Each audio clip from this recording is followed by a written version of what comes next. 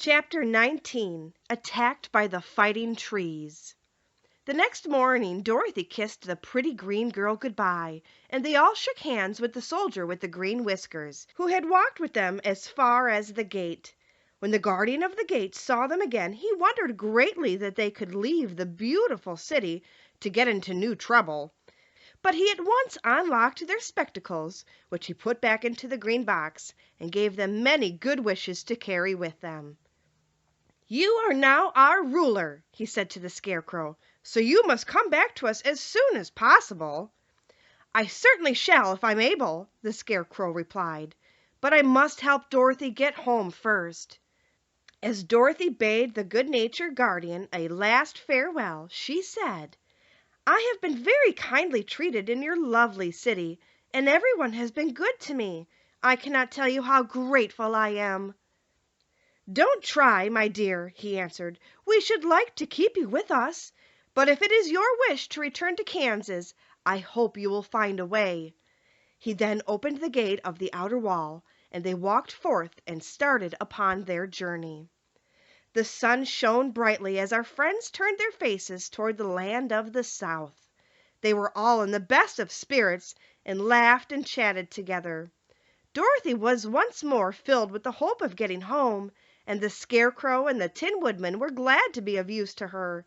As for the Lion, he sniffed the fresh air with delight and whisked his tail from side to side in pure joy at being in the country again, while Toto ran around with them and chased the moths and butterflies, barking merrily all the time.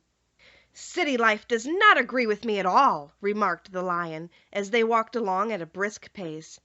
"I have lost much flesh since I lived there, and now I am anxious for a chance to show the other beasts how courageous I have grown."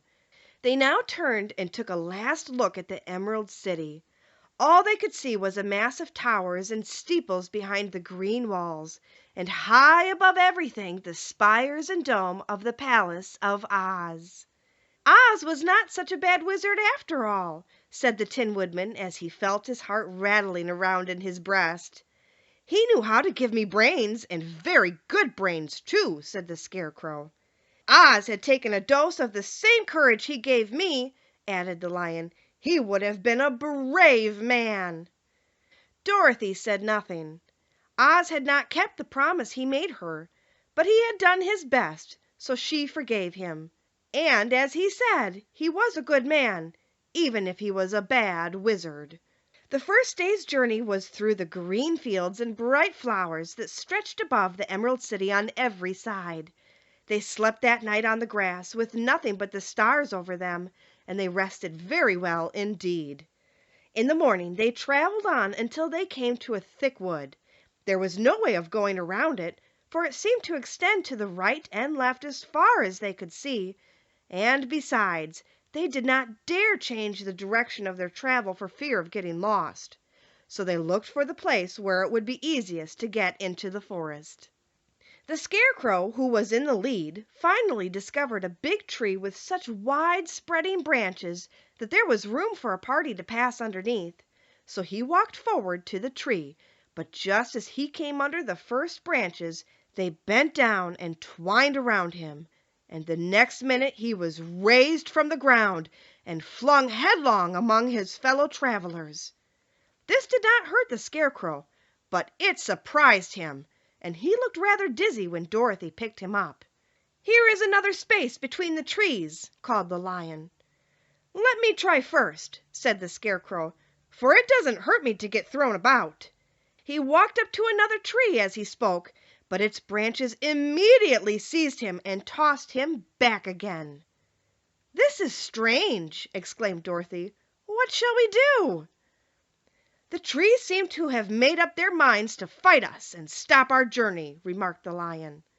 "I believe I will try it myself," said the Woodman, and shouldering his axe he marched up to the first tree that had handled the Scarecrow so roughly. When a big branch bent down to seize him, the Woodman chopped at it so fiercely that he cut it in two. At once the tree began shaking all its branches as if in pain, and the Tin Woodman passed safely under it. "Come on!" he shouted to the others. "Be quick!" They all ran forward and passed under the tree without injury, except Toto, who was caught by a small branch and shaken until he howled.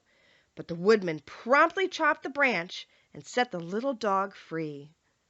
The other trees of the forest did nothing to keep them back, so they made up their minds that only the first row of trees could bend down their branches, and that probably those were the policemen of the forest, and given this wonderful power in order to keep strangers out of it. The four travelers walked with ease through the trees until they came to the farther edge of the wood. Then, to their surprise, they found before them a high wall which seemed to be made of white china. It was smooth like the surface of a dish, and higher than their heads. "What shall we do now?" asked Dorothy. "I will make a ladder," said the Tin Woodman, "for we certainly must climb over the wall."